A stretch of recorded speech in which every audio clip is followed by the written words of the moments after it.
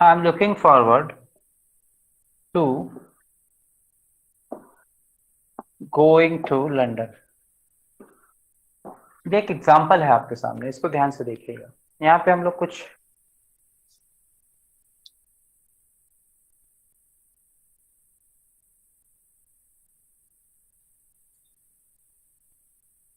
देखिए, एक छोटी सी बात आपको बताना है। अगर आपके पास कोई ऐसा वर्ब आ जाए,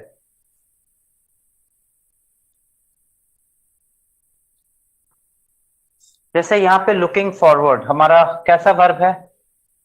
एक ऐसा वर्ब है जो अपने साथ टू प्रीपोजिशन कैरी करता है। कैसा प्रीपोजिशन लेगा ये?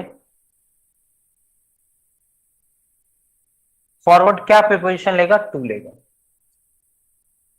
तो जैसा कि मैंने आपको बताया है, टू का इस्तेमाल जब भी या फिर किसी प्रीपोजिशन का आप इस्तेमाल करते हैं तो उसके पीछे क्या आना चाहिए? एक नाउन आना चाहिए।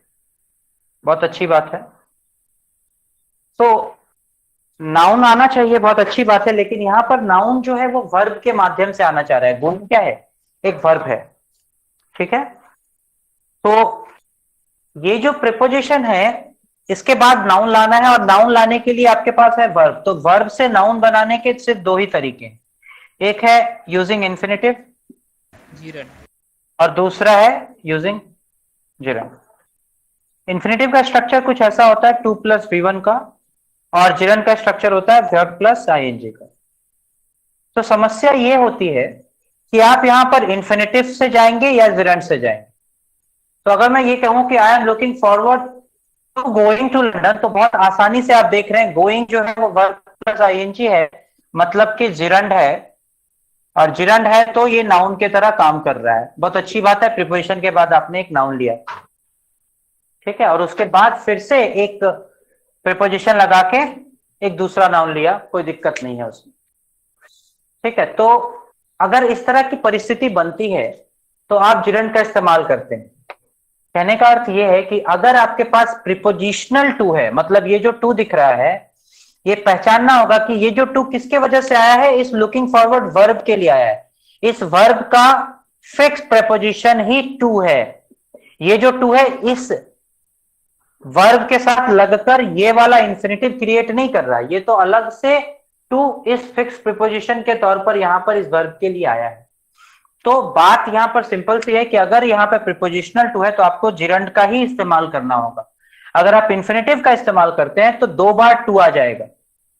आई am looking forward to go to London, तो ये अच्छा नहीं है। एक ही प्रीपोजिशन को दो बार रिपीट करना सेंटेंस में अच्छा नहीं है। इस वजह से इन परिस्थितियों में आप जिरंड का इस्तेमाल करते हैं, अगर आपके पास एक प्रीपोजिशनल टू होता है तो ये तीन बातें आपको ध्यान रखनी है। ये तीनों ही बहुत आसान चीज है बस, लेकिन आपसे एग्जाम में पूछा जाता है, इसलिए मैंने पहले इसको डिस्कस किया। अब हम बेसिक प्रीपोजिशन पे आएंगे, जहां पर हम लोग एक एक प्रीपोजिशन को इंडिविजुअली पढ़ेंगे। और उसको शुरू करने से पहले मैं चाहता हूं कि आप लोग दिमाग में कुछ क्लैरिटी के साथ आगे बढ़े। और क्लैरिटी का मतलब प्रीपोजिशन में क्लैरिटी से है। प्रीपोजिशन बेसिकली बहुत सारे ऐसे हैं हमारे सामने, हम लोग बहुत सारे ऐसे प्रीपोजिशन देखते हैं जिनका अर्थ बहुत क्लोज होता है। क्लोज होने कहने का तात्पर्य है कि उनका अर्थ बहुत नजदीक है, और बहुत बार हम उसके इस्तेमाल में कंफ्यूज करते हैं। इसलिए इनको दोनों के पक्ष को समझ लेना जरूरी है, और दोनों के अंतर को देख लेना जरूरी है। और इसलिए इस टॉपिक को कंफ्यूजिंग पेयर बोला जाता है। मतलब ऐसे पेयर होते हैं ये जिनके यूज में ज्यादा का अंतर नहीं है, लेकिन बहुत फाइन डिफरेंस है, लेकिन वो डिफरेंस नोटेबल है और एग्जाम में आपसे पूछा जाता है। उस अंतर को ही आपसे पूछा जाता है। ठीक है। तो हम उस टॉपिक की ओर बढ़ रहे हैं जहां हम कंफ्यूजिंग पेयर पढ़ेंगे। तो बहुत सारे प्रीपोजिशन देखेंगे जो एक दूसरे के साथ कंफ्यूज करते हैं, जिन्हें हमें चलिए, तो सबसे पहला जो हम आज डिस्कस करने वाले हैं वो है बिटवीन और अमॉन्ग के ऊपर बात करेंगे। तो सबसे पहले बिटवीन और अमॉन्ग के प्रॉपर्टीज को थोड़ा सीख लेते हैं, उसके बाद फिर हम इसके ऊपर चर्चा कर पाएंगे अच्छे तरीके से। तो जहां तक बात है बिटवीन और अमॉन्ग की, ये चर्चा मैं शुरू कर रहा हूं। और बिटवीन का जो मुद्दा है बहुत ही सिंपल है, बहुत ही क्लियर है। जब दो लोगों की बात होती है, दो चीजों की बात होती है,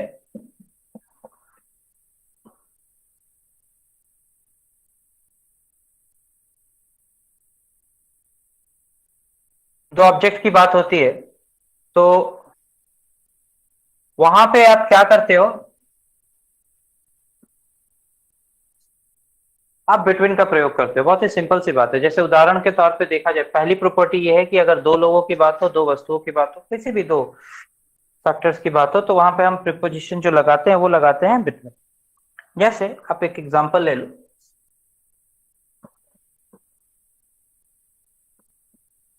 divide this mangoes between you and I. सबसे पहले आप लोग बताइए, इसमें मैंने कुछ गलत किया है, कुछ गलती की है क्या? सर वहाँ पे आपने सब्जेक्टिव केस यूज किया है, वहाँ पे ऑब्जेक्टिव केस यूज होगा। ये तो ठीक बताया आपने, डिवाइड दिस मैंगोज अभी अभी हमने पढ़ा कि प्रीपोजिशन के बाद हमें क्या लगाना चाहिए। सबसे ऑब्जेक्टिव पहली बात केस। बिटवीन का इस्तेमाल देख लेते हैं। बिटवीन का इस्तेमाल दो लोगों के लिए है, बिल्कुल हुआ है, लेकिन हमने अभी ये कहा कि जो दोनों ही ऑब्जेक्ट होंगे वो ऑब्जेक्टिव केस में रखे जाएंगे। तो यहाँ पे मी का इस्तेमाल गलत है, सॉरी आई का इस्तेमाल गलत है, यहाँ पे होना चाहिए मी। तो बहुत अच्छी बात है। और यहाँ पे आप सीक्वेंस ऑफ प्रोनाउन भी देख सकते हैं। यू जो बेसिकली क्या है, सेकंड पर्सन है, और आई या मी क्या है, फर्स्ट पर्सन है। तो फर्स्ट पर्सन और सेकंड पर्सन का इस्तेमाल कुछ इस तरह से किया गया है, पॉजिटिव एक्शन है, इस वजह से सीक्वेंस याद है आप लोगों को प्रोनाउन का। तो मोटा मोटा दो लोगों के बीच में डिवीजन था, मैंने बिटवीन का इस्तेमाल किया। कुछ और भी देखते हैं। मान लीजिए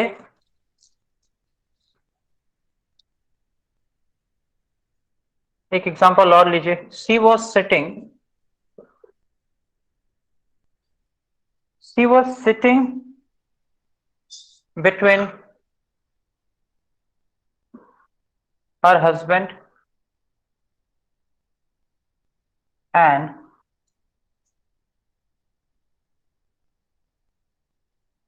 हर फादर। क्या ये सही है?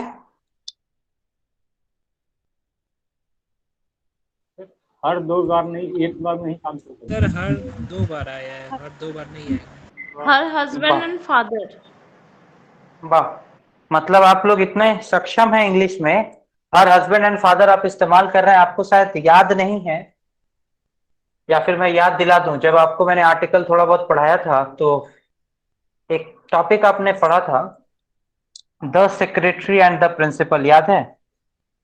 अगर यस सर, वो आर्टिकल या अलग कि अलग थे। बेसिकली, तो अगर आर्टिकल का दो बार इस्तेमाल करते हैं यानी दो लोग हैं, और आर्टिकल का इस्तेमाल अगर एक बार करें तो कितने लोग हैं?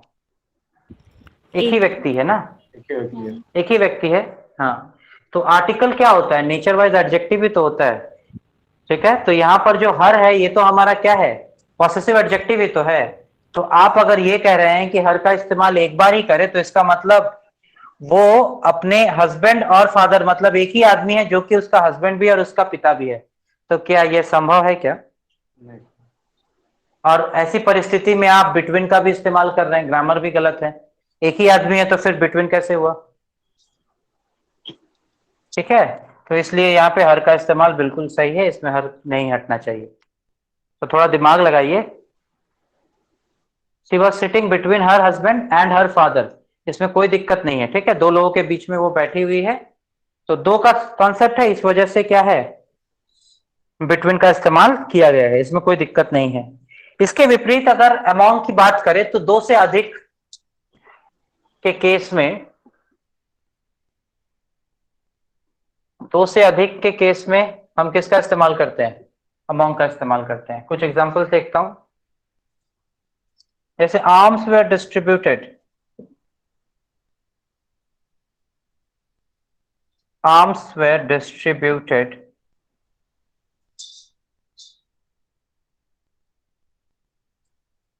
among the beggars।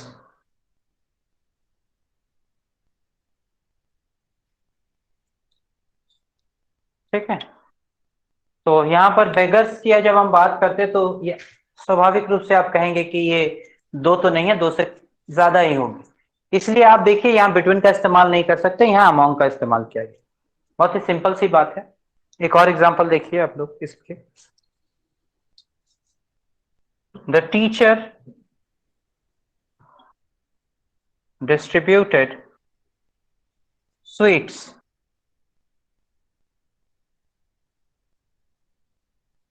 among the students। क्या ये सही है? Yes sir. ठीक ठाक है ये? यस सर, हाँ सर। तो जहां तक हम देखते हैं कि बहुत ही आसानी से आप समझ पा रहे हैं कि बिटवीन और अमोंग का डिफरेंस क्या है। दो लोगों की अगर बात करेंगे तो बिटवीन का इस्तेमाल होगा, दो से अधिक की बात करेंगे तो अमोंग का इस्तेमाल करेगा। ये तो एक छोटी सी बात है। अब इन दोनों के बीच में कुछ ऐसे प्रश्न आते हैं जहां पर आप थोड़ा फंसेंगे, उन पे बात करेंगे बिटवीन और अमोंग को लेकर। ये चीजें, ये बेसिक डेफिनेशन था, ये जो हमने अभी 4 एग्जांपल देखा, ये बेसिकली बिटवीन और अमोंग का डेफिनेशन क्लियर किया हमने। अब जो हम चीजें डिस्कस करने वाले हैं वो बिटवीन और अमोंग से जो ट्विस्ट्स हैं, जिनके ऊपर क्वेश्चन बनता है, उसकी हम बात करेंगे। एक एग्जांपल लिखिए। There is an alliance between the European nations। बोलिए ये सही है क्या? Yes sir. हाँ सर, सही है। सही है। मुझे तो ये गलत लग रहा है। रीजन ये है कि यूरोपियन नेशंस तो बहुत सारे एमोंग हैं। होगा। सर एमोंग होगा ना। हाँ एमोंग बहुत सारे हैं। मान लीजिए बहुत सारे यूरोपियन नेशंस है। मान लीजिए मैं इस तरह से ड्रॉ कर देता हूँ, किसका किसका नाम ले, बोलिए। बहुत सारे है ना। कौन कौन सा देश ले? चलिए जर्मनी एक ले लेते हैं, फ्रांस ले लेते हैं, एक सर बट यूके ले लेते हैं। यूरोपियन नेशन का ठीक बात है, कर रहे चलिए हैं ना। सर, तो सिंगल डिनोट कर रहे हैं हाँ सर। नेशंस है वहां पे, सर देखो between the sir European alliance Nations, जब होगा सिंगल तो नहीं। वो किसी दो कंट्री के बीच में होगा ना, इसलिए वहां पे बिटवीन ही सही हो। हम्म। अच्छा, मतलब हम बात जब करेंगे यूरोपियन नेशंस की तो ठीक है, लेकिन जब हम बात कर रहे हैं कि अलायंस होगा तो बहुत सारे यूरोपियन नेशंस हैं, बहुत सारे हैं, XYZ बहुत सारे हैं। लेकिन अलायंस का मतलब एक बार में दो लोग ही इन्वॉल्व होंगे, एट ए टाइम दो लोगों के बीच में ही बात होगी। मतलब एक तरह से देखें तो म्यूचुअल फ्रेंड जो आप लोग फेसबुक वगैरह में देखते हैं, या फिर म्यूचुअल रिलेशनशिप की जो बात है, वही कॉन्सेप्ट निकलकर सामने आता है। जैसे मैं एक और एग्जांपल आपके सामने पुट करता हूं, उदाहरण के तौर पे लिखिए। The match will be played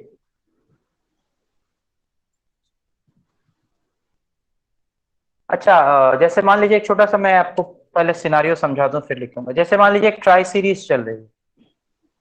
tri series समझते हैं ना क्रिकेट में? तीन नेशंस खेल रहे हैं, मान लीजिए इंडिया, श्रीलंका, पाकिस्तान, तीन अलग अलग नेशंस खेल रहे हैं किसी ट्राई सीरीज को। तो उसमें क्या होगा? बिटवीन का इस्तेमाल करेंगे ना अमोंग का इस्तेमाल करिएगा? बिटवीन सर, क्योंकि एक बार में दो ही कंट्री खेलेंगे। बिटवीन। बिटवीन का होगा सर। एक बार में, हाँ बहुत स्वाभाविक सी बात है कि एक बार में दो ही कंट्री खेलेंगे।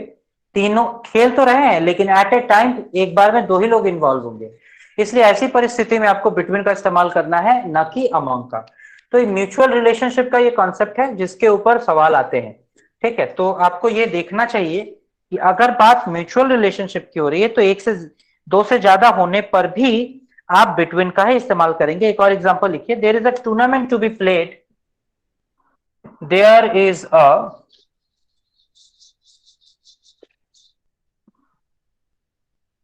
there is a tournament to be played among India, Pakistan and Sri Lanka। क्या होगा यहाँ पे इसका करेक्शन? बिटवीन होगा सर Between। एमोंग की जगह। बिटवीन। यहाँ पे अमोंग को हटा के आप क्या करोगे? बिटवीन। बिटवीन का इस्तेमाल करोगे। बहुत आसान है, ये टॉपिक इजी है। ठीक है, कोई दिक्कत नहीं है इसमें। तो मुद्दा आप समझ रहे हैं कि अगर म्यूचुअल रिलेशनशिप की बात हो तो आप हमेशा क्या करेंगे? बिटवीन का इस्तेमाल करेंगे। चलिए एक और एग्जांपल लिखिए। There is cooperation there is cooperation between या अमॉन्ग लिखिए, अमॉन्ग these three families, या अमॉन्ग करेंगे ना बिटवीन करेंगे, बोलिए there is cooperation among these three families, क्या सही होगा? बिटवीन। क्यों बिटवीन करेंगे आप? कोऑपरेशन की बात क्योंकि नहीं है ना, तो cooperation- दो हाँ, तो दो लोग एक बार में, दो फैमिली इन्वॉल्व होंगे, तीन लोग हैं लेकिन एक बार में दो लोग के बीच की बात हो रही है, इस वजह से यहाँ पे आप किसका इस्तेमाल करेंगे? आप यहाँ पे बिटवीन का इस्तेमाल करेंगे, ना कि अमॉन्ग का। तो बात अच्छे से समझ में आ रही है? क्लियर है? मैटर इजी है? ठीक है, चलिए, तो आशा करता हूं यहाँ पे आपको बात समझ में आ रही है। नेक्स्ट टॉपिक की ओर बढ़ता हूं। बिटवीन के साथ जो कॉम्बिनेशन है प्रीपोजिशन का, अगर बिटवीन का इस्तेमाल आप कर रहे हैं तो जो प्रॉपर कॉम्बिनेशन है उसकी बात करते हैं। सबसे पहले बिटवीन के साथ आप देखोगे कि टू और एंड में हम काफी कंफ्यूज होते हैं, लेकिन इस मैटर को आप हमेशा अपने दिमाग में क्लियर रखिएगा। The meeting will be held between 10 AM to 4 PM। क्या होगा इसका? फ्रॉम। फ्रॉम यहाँ पे आप टू कर सकते हो, होना चाहिए। या तो बिटवीन को हटा के आप फ्रॉम कर दो, या फिर आप एक बात मुझसे समझो, मैंने अभी क्या बोला? बिटवीन अपने पीछे कितने लोगों की बात करेगा? बताइए, कितने फेसेस की बात करेगा बिटवीन अपने पीछे? दो।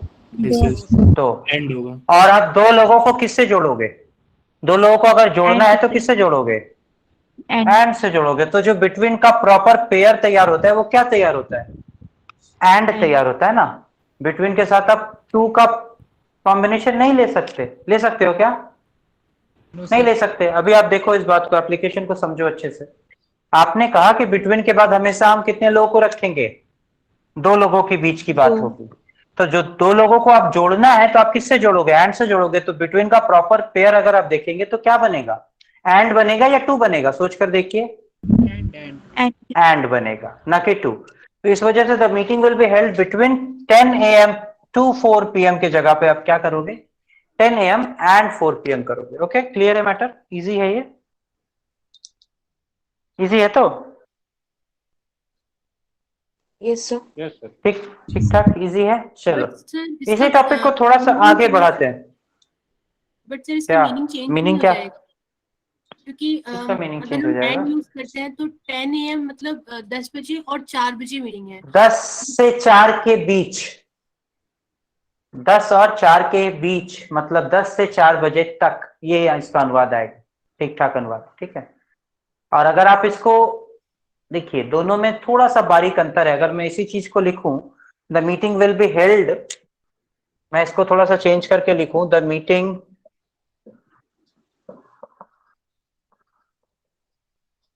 will be held from 10 AM to 4 PM। अगर मैं ये लिखूं तो ये सही है। इसका मतलब समझते हैं क्या है? दोनों स्टेटमेंट में थोड़ा सा अंतर है। बेसिक अंतर क्या है वो बता देता हूं। 10 बजे से 4 बजे, यहां पॉइंट टू पॉइंट की बात हो रही है, ठीक है। एक डॉट है, उस डॉट से दूसरे डॉट की बात हो रही है। 10 बजे से 4 बजे तक मतलब यहां से शुरू होगा और यहां पे खत्म होगा। लेकिन हम जब बात करते हैं बिटवीन एंड की, तो इस बीच में मीटिंग होगी, कभी भी हो सकती है। The meeting will be held between 10 AM and 4 PM, मतलब 10 से 4 के बीच में कभी भी मीटिंग हो सकती है। ये दोनों का शाब्दिक अनुवाद में अंतर आएगा, ठीक है। चलिए, तो अब जब आप इस बात से क्लियर हैं, इस बात को लेकर क्लियर हैं कि बिटवीन के पीछे कितने लोग इस्तेमाल होंगे, ये बताइए कितने लोगों के बीच में बिटवीन का इस्तेमाल होगा? दो।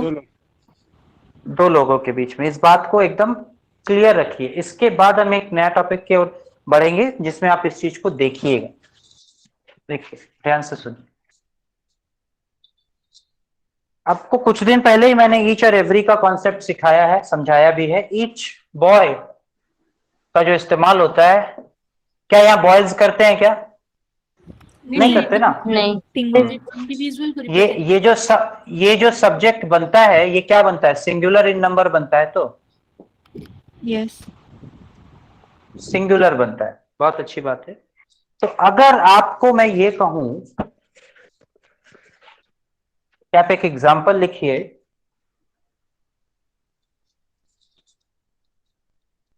एक एग्जांपल लिखिए, the batsman blew a whistle between each ball। तो क्या ये सही है क्या? सोच कर देखिए। नहीं सर। नहीं सर। नहीं सर। गलत है ना? गलत है ना? क्यों गलत है? समझ रहे हैं आप बात, इस बात को? बिटवीन कैसे आएगा? क्योंकि ये जो आप इस्तेमाल देख रहे हैं, अभी मैंने आपको क्लियरली बोला कि यहां पर हमेशा दो लोग होने चाहिए, प्लूरल इन नंबर होना चाहिए, लेकिन यहाँ ईच बॉल क्या है बताओ? प्रत्येक बॉल। सिंगुलर है। क्या ये इस्तेमाल सही है? नहीं सर। बिल्कुल नहीं। इस तरह का इस्तेमाल जब भी आए तो इससे बचेंगे। इस चीज को थोड़ा सा आप करेक्ट करके लिख सकते हो। कैसे लिख सकते हो? देखो, the batsman blew a whistle between the balls। कर सकते हो? कर सकते हो कि नहीं? Yes sir. हाँ सर, कर सकते अब ये सही है क्या? अब ये सही है क्या? बिल्कुल सही है। ठीक है। हाँ। अब ये बिल्कुल सही है। तो आप इस तरह के इस्तेमाल से थोड़ा बचिएगा कि बिटवीन के बाद आप ईच का इस्तेमाल बिल्कुल नहीं कर सकते, एकदम नहीं कर सकते, और अगर कर रहे हैं तो मतलब ही गलत निकल कर आएगा। ठीक है? क्लियर है मैटर ये? क्लियर है मैटर ये? ठीक ठाक क्लियर है ये? चलिए एक एग्जांपल और पुट कर रहा हूं आपके सामने, इसको थोड़ा सा देखिए। एक एग्जांपल और पुट कर रहा हूं, इसको थोड़ा सा देखिए। There is good relationship between each boy and the next। अब बताओ क्या ये सही है या गलत है? सही है सर। सही है। Yes sir. सोच के बताना सब लोग। जिस तरह से, जिस धारा में हम समझ रहे हैं, क्या आपको ये पता चल रहा है कि यहां पर ये क्यों सही है? Yes sir. समझ में यहाँ आ रहा पे है? ईच बॉय और क्योंकि द आप नेक्स्ट। ईच बॉय और द नेक्स्ट का मतलब नेक्स्ट Next बॉय, boy यानी के कि पीछे। दो लोग, यानी कि दो लोग है क्या यहाँ इन्वॉल्व? दो लोग इन्वॉल्व है क्या? यहाँ पे दिख रहा है आपको? Yes yes sir. सर। दिख रहा है ना? दिख रहा है ना? Yes, हाँ, sir. तो इन परिस्थितियों में बिटवीन के बाद ईच का इस्तेमाल बिल्कुल जायज है। ये एकदम सही है। देखिए, बिटवीन के बाद ईच नहीं लगता है, इस तरह से अगर मैं आपको समझा देता तो फिर आप इस बात को क्लियर कर ही नहीं पाते। बिटवीन के बाद ईच का इस्तेमाल होना ना होना मैटर नहीं है। मैटर है कि जब हम किसी चीज को सीखते हैं तो उसके डेप्थ से सीखिए, तब आप उसके एप्लीकेशन को समझ पाएंगे। यहां पर ईच इसलिए गलत था क्योंकि ये अर्थ दे रहा था एक सिंगुलर नंबर ऑफ नाउन का, जो कि गलत था। बिटवीन के बाद हमेशा प्लूरल चाहिए, दो लोग चाहिए। लेकिन यहां पर अगर आप एंड द नेक्स्ट ऐड कर देते हो इसके पीछे, तो दो लोग आ जाते हैं, यहां से एक लड़का और यहां से दूसरा लड़का। तो यहां पर आकर बिटवीन का इस्तेमाल बिल्कुल सही हो जाता है। हो जाता है क्या? हो जाता है ना? हाँ। Yes sir. और आप यहां देखोगे कि एंड जो है वो बिटवीन का प्रॉपर कॉम्बिनेशन भी है और उसका इस्तेमाल किया गया है। किया गया है अभी, जैसे आपने सीखा थोड़ी देर पहले। ठीक है? समझ में आ रही है बात सभी को? यस भैया। Yes sir. चलो ठीक है, तो नोटिंग करते रहिएगा। और मैं चाहूंगा कि थोड़ा प्रिपोजिशन और डिटेल में आप लोग के साथ शेयर करूं। देखते हैं अभी तक जो पढ़ा है समझ में आ रही है बात? कोई दिक्कत है? नो सर, कोई नहीं। दिक्कत नहीं। कोई दिक्कत नहीं। चलो, अब बिटवीन और अमॉन्ग के कॉन्सेप्ट को थोड़ा उसके अंतिम पड़ाव की ओर लेके चलते हैं। एक छोटा सा टॉपिक आता है अमॉन्ग के साथ। अमॉन्ग और अमॉन्ग्स्ट का एक चक्कर है। ठीक है? और इसी तरह का एक और डिफरेंस है एमिड और एमिडस्ट का। ठीक है, ये दो टॉपिक हैं जिनको थोड़ा सा बता देता हूँ, बहुत ही इजी टॉपिक है, इन दोनों को आसानी से आप समझ सकते हो। यहाँ जो मुद्दा है या जो डिफरेंस है वो है साउंड का। किसका डिफरेंस है? साउंड का। दो तरह के डिफरेंस है, एक है साउंड का और एक आप नंबर का बोल सकते हो। मैं बताता हूं, थोड़ा सा सुन लीजिए। अगर साउंड वॉवेल है, क्या है? वॉवेल है, तो आप किसका इस्तेमाल करते हो? आप अमॉन्ग्स्ट या एमिडस्ट का इस्तेमाल करते हो। लेकिन अगर साउंड कॉन्सोनेंट है तो फिर आप अमॉन्ग या एमिड का इस्तेमाल करते हो। इस बात को क्लियर कर लो पहले, ठीक है? सर एमिड का मतलब अच्छे क्या से इस बात को के दौरान आपने अभी जब आप कोरोना के समय में आर्टिकल्स आप पढ़ रहे थे न्यूज़पेपर में, तो इस शब्द का काफी इस्तेमाल हो रहा था, लेकिन इसके दूसरे वाले वर्जन का इस्तेमाल हो रहा था। एमिड का इस्तेमाल कम हो रहा था और एमिड्स का इस्तेमाल ज्यादा हो रहा था। मैं बताऊंगा क्यों ज्यादा हो रहा था अभी, ठीक है? समझ में आ रही है बात मेरी? क्लियर है मैटर? Yes sir. ठीक है, सुनिएगा ध्यान से। जैसे मैं कुछ एग्जांपल्स आपके सामने लिखता हूं, सुनिए।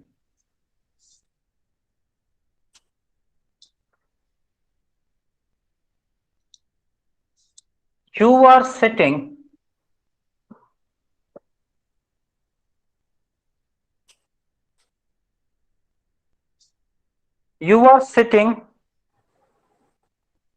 amid us and talking against us.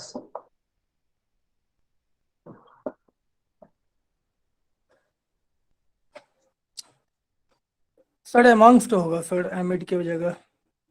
अरे दौरान है ना, यू आर सिटिंग, यहाँ पे आप हमारे बीच में बैठकर, ठीक है? तो वो बैठने के सेंस में आप मत सोचो, ठीक है? यू आर सिटिंग, एमिड की जगह एमिड्स करना होगा। क्यों करना होगा? सोच के जवाब देना सभी लोग। साउंड क्या है यहाँ पे? साउंड है सर, अस का। हाँ, वॉवल का साउंड है, इस वजह से यहाँ पे क्या किया गया है? एमिड्स का इस्तेमाल किया गया। तो बहुत छोटा सा टॉपिक है, समझ लो, ठीक है?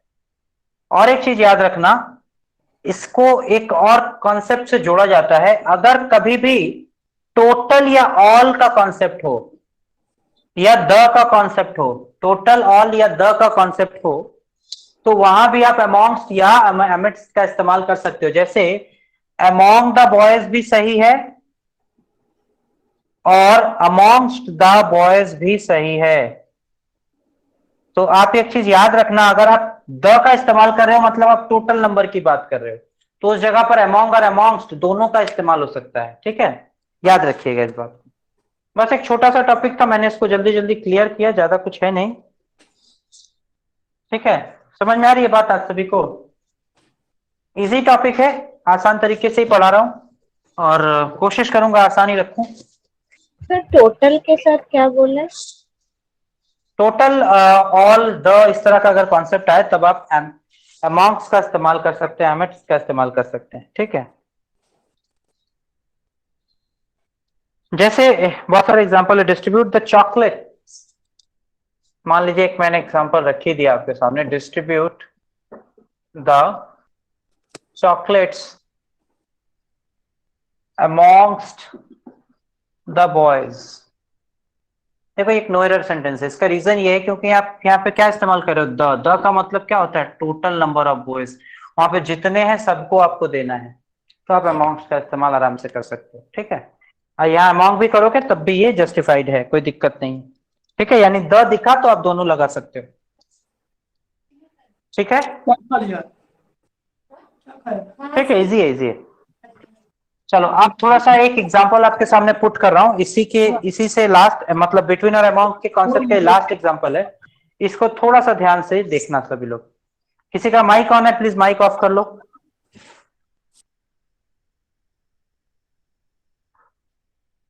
हाँ ठीक है, थैंक यू। चलिए एक लास्ट एग्जांपल अमॉन्ग और बिटवीन से रिलेटेड देख लीजिए इसको।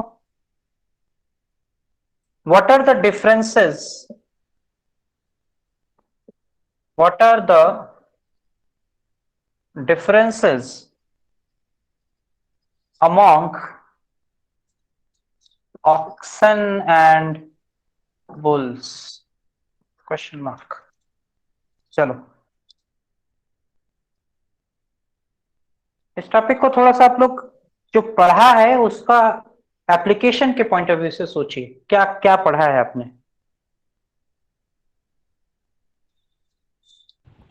सर यहाँ जैसे यहाँ तो दो की बात होती है, यहाँ तो बिटवीन होना चाहिए। बिल्कुल, जब आप बात करते हो दो की, याद रखिए जब भी आप दो की बात करते हो, डिफरेंस हमेशा दो लोगों के बीच में होता है। क्या कई लोगों के बीच में अंतर होता है क्या? मान लीजिए 4 लोगों को बैठा दिए, बोले कि इनमें क्या अंतर है, ऐसा होता है क्या? नहीं होता ना। आप अंतर निकालने के लिए हमेशा सिर्फ दो लोगों की तुलना करते हो। कंपैरिजन या तुलना या अंतर हमेशा दो लोगों में किया जाता है। तो डिफरेंस एक ऐसा शब्द है जिसका इस्तेमाल हमेशा किस लिए होता है? दो लोगों के लिए होता है। तो इस वजह से डिफरेंस के साथ हमेशा और हमेशा बिटवीन का इस्तेमाल होता है, ना कि अमॉन्ग का। ठीक है, तो what are the differences between oxen and bulls, ये करेक्ट है, जबकि अमॉन्ग गलत है। ठीक है, चलो समझ में आई बात? पूरा क्लियर है मैटर? चलिए 2 टॉपिक और थोड़ा सा करा देते हैं, उसके बाद छुट्टी करेंगे आपकी। नेक्स्ट एक छोटा लास्ट टॉपिक बता के छोड़ूंगा आज। बिसाइड और बिसाइड्स का अंतर बता देते हैं, बहुत इजी है। इसके बाद अगले दिन आप लोग का शुरू करेंगे, मेजर सेक्शन है ये। बिसाइड और बिसाइड्स में क्या है, बहुत आसान है। दोनों का अर्थ एकदम अलग है, बस स्पेलिंग एक जैसा है। बिसाइड का अर्थ पोजीशन के तौर पे लेते हैं, बगल में। मतलब किसी के बगल में, इस तरह के सेंस में बिसाइड। और बिसाइड्स का जो हो इस्तेमाल आप करते हो, के अलावा के सेंस में इसका इस्तेमाल होता है। ठीक है, और वो भी पॉजिटिव के अलावा। ठीक है, नेगेटिव वाला नहीं। जैसे राम के अलावा श्याम भी आया है, तो इस तरह के सेंस में बिसाइड्स का इस्तेमाल करते हो, एस लगा के।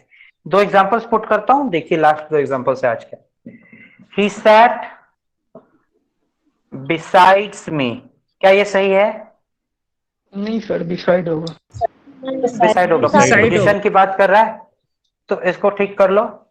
दूसरा example, beside his children, his nephews were also present in the party, क्या होगा? आसान है ये। डिसाइड्स होगा। बिसाइड्स का इस्तेमाल करेंगे, के अलावा। और कुछ अंतर नहीं है इसमें, बहुत इजी टॉपिक है। एक छोटा सा मैं डिफरेंस आपको और भी बताना चाहता हूं। कुछ लोग बिसाइड्स और एक्सेप्ट में कंफ्यूज करते हैं। कुछ लोग बिसाइड्स और एक्सेप्ट में कंफ्यूज करते हैं। तो मेरी एक बात, आप थोड़ा सा अगर इस्तेमाल करते वक्त, ग्रामेटिकली इन दोनों में कोई अंतर नहीं, आप कहीं भी किसी का भी इस्तेमाल कर सकते हो, लेकिन यूज के दृष्टिकोण से मैं एक चीज बता रहा हूं। मान लीजिए कोई ऐसा वाक्य लिखना है जहां पर आप ये कहें कि राम के अलावा श्याम भी आया है, मतलब राम भी आया और श्याम भी आया, दोनों आए हैं, तो वहां आप बिसाइड का इस्तेमाल करिए, बिसाइड्स का इस्तेमाल करिए। Besides Ram, Shyam has also come, या फिर श्याम हैज कम, ऑल्सो का इस्तेमाल ना भी करेंगे तो चलेगा। लेकिन जहां आप ये कहें कि राम के अलावा बाकी सभी लोग आए हैं, मतलब राम नहीं आया है, तो वहां आप एक्सेप्ट का इस्तेमाल करें। Except Ram, all of his friends have come, इस तरह से आप इस्तेमाल करें। मतलब पॉजिटिव अगर है, दोनों को यहाँ पे एडिशन दिखाता है। बिसाइड्स जो है वो एडिशन दिखाता है, जबकि एक्सेप्ट जो है वो सब्ट्रैक्शन दिखाता है। ठीक है, तो इस बात का ध्यान रखिए। ठीक है, तो टॉपिक को मैं यहीं आज क्लोज कर रहा हूं। मैंने सिर्फ और सिर्फ 2 डिफरेंसेस बताए हैं आज, एक अमॉन्ग और बिटवीन में, और दूसरा बिसाइड और बिसाइड्स में। अगले दिन जब हम शुरू करेंगे तो कंफ्यूजिंग पेयर को कोशिश करेंगे पूरा खत्म करने की। आज फंडामेंटल्स पे बात किया, डेफिनेशन क्या है प्रीपोजिशन का उसको देखा, और सिर्फ 2 डिफरेंसेस पे हमने काम किया। तो मोटा मोटा क्लासेस आपकी 1-2 नहीं हुई है, तो देखते हैं कल अगर हो सके तो कल मैं फिर क्लास लूंगा, और जो बाकी बचा हुआ पार्ट है इसका उसको क्लियर करने की कोशिश करता हूँ, अगर कल होता है तो, और अदरवाइज मैं फिर फ्राइडे लूंगा। ठीक है, तो देख लेते हैं। तो आज के लिए इतना ही, और कोशिश करिएगा इसको एक बार रिवाइज कर लेने का जो आज आप लोगों ने पढ़ा है। ठीक है, चलिए धन्यवाद सभी को जुड़ने के लिए। Thank you sir. प्रणाम सर, धन्यवाद। प्रणाम, सर, गुड नाइट सर। धन्यवाद, गुड नाइट, गुड नाइट। धन्यवाद सर।